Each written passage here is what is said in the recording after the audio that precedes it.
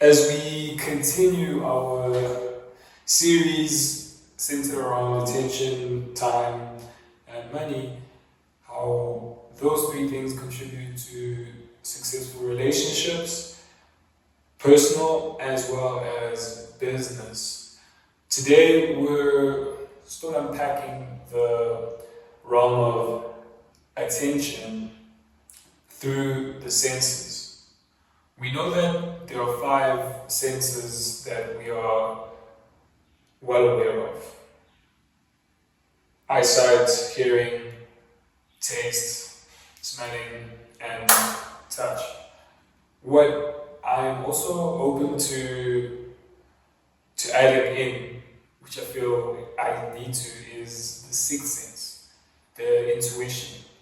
Now, the sixth sense is also maybe known as the gut feeling.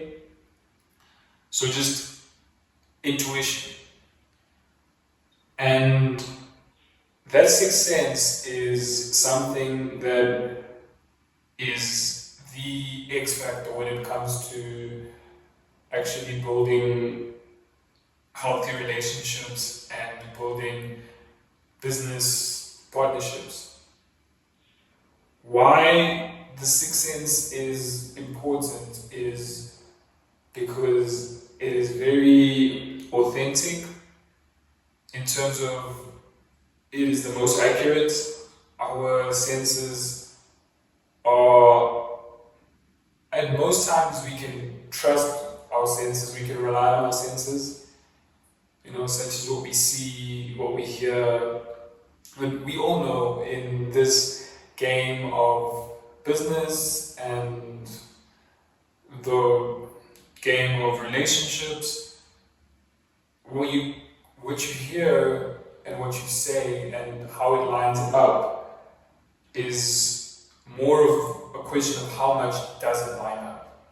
So that sixth sense is sort of like sees through what is being presented in like the other senses, because we are always leading ourselves to pleasure, especially now in this age. Everything is more centered around pleasure and hedonism. We want to look at things that are pleasurable and easy on the eye. We're attracted to things that are pleasurable and that are visually appealing. We're attracted to things that sound good. We're attracted to things that feel nice, So, if I smell KFC, for instance, we all love drumstick from KFC. The smell of it is so enticing that it feels like something that would be okay to eat all the time. And we are well aware, the reason why I chose the KFC example is because sustained long-term effects that product has isn't necessarily the most optimum, depending on what your fitness or your eating goal or objective is. A lot of people get away with just eating whatever it is. So it's sometimes another example with taste. Pink drinks, cocktails, all of that taste amazing. They are so attractive in terms of how they look. The color is very bright and how they taste. Very nice on the palate. We all know, however, that and the long-term effects of drinking, or the high quantity effects of drinking those things, is not as favorable as maybe sticking to a more bitter option, in my personal experience. So my intuition has sort of got me to know, also my wisdom, through my intuitive sense of what's been happening is like, okay, man, just stick to the more drier, brut, if we're talking like champagne tastes, instead of like the sweeter, more blushy rosé options. And then, yeah, like that is an example of how our senses can sometimes deceive us, where we might be barking up the right tree, but it's like the inverse of what the sense picks up as to what is good, but what is actually good for your gut feeling, you know, which is you want a healthy, happy gut, because that straight direct connection between your brain and your belly is the one that needs to be cultivated. So it depends. Sometimes your belly will be like, yo, listening to your belly. Another instance of a sixth feeling, when it's sixth sense, but it's a question of whether it is butterflies. So butterflies, I mean in the sense of when you are maybe faced with a decision that is very critical. For instance, me having been with this girl that I had been going to class with, you know, things were really starting to pick up. We were starting to spend a lot more time together, and yeah, I could tell that she was, you know, really feeling me naturally.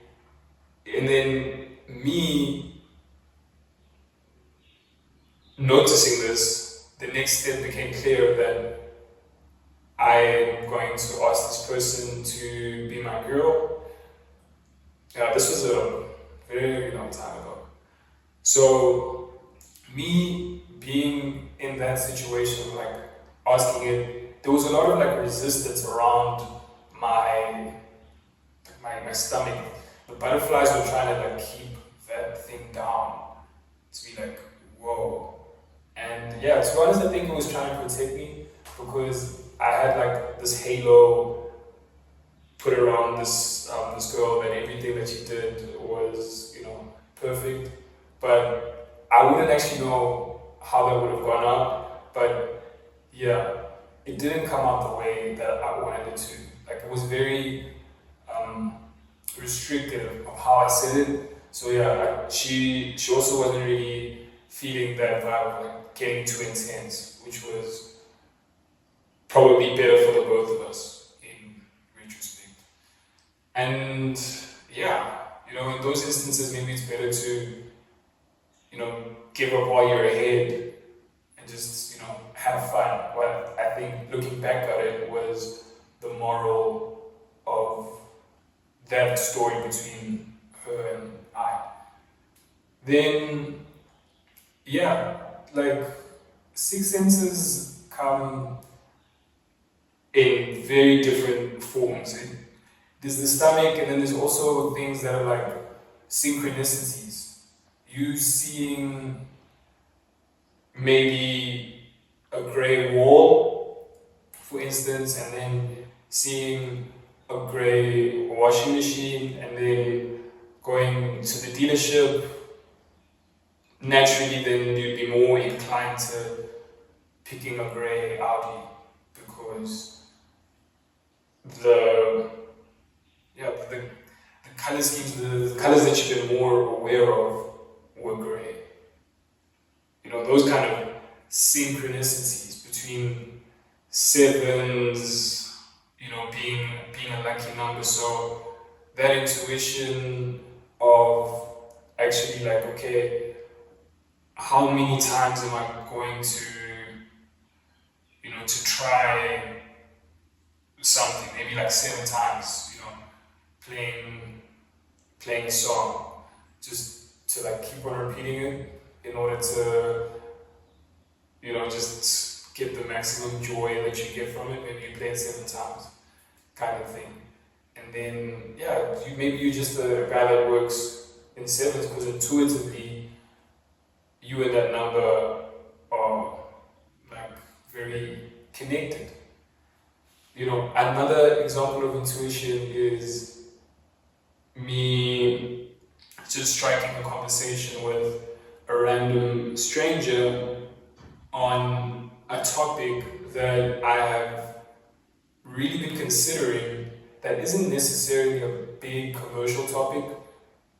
Just knowing that I'm going to speak about this with this person, and then a lot of the times they actually relay that back to me, and then they actually give me a bit of the feedback of the answers I've been looking for. That kind of intuition, just to walk by faith, to move gracefully in terms of like when you're building something, to be able to take that next step into the unknown, knowing that a step will, be built just for you to walk on while you're there, kind of thing. There's a lot of examples of intuition as a sense, and intuition is definitely a lot more expansive than some of the other sensual apparatus. It's more broad in terms of what can happen, because it connects to that part of the brain that is connected to everything else. So operating from that point of intuition and then using the other senses from there is definitely what I recommend you should do in terms of pay attention to your intuition. Pay attention to how you feel at all times. And always operate from a point of strength. Always offer yourself the opportunity to reflect, to pause, to charge, and then to move into the direction of the lights that you are shining, that you are creating, that you are manifesting. Intuitively knowing that it is going to work out, that it is going to be serving the highest levels of achievement for your joy. That is my personal explanation of how to use intuition to, number one, be a prevailing force in your relationships, and to also influence the moves that you make for your business. Always do the most intuitive thing, because intuition, I think, isn't so conditioned. The other senses can be conditioned. We're conditioned to look and to find certain things that we look at attractive. There is that what is it